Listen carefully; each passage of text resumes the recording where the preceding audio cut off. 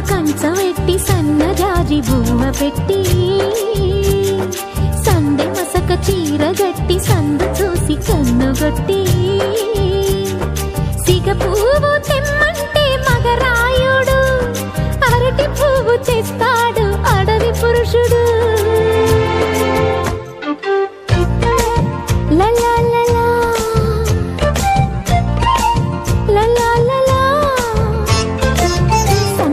కంచవెట్టి సన్నజాజి బువ్వ పెట్టి సందె మసక చీర గట్టి సందు చూసి కన్నుగొట్టి.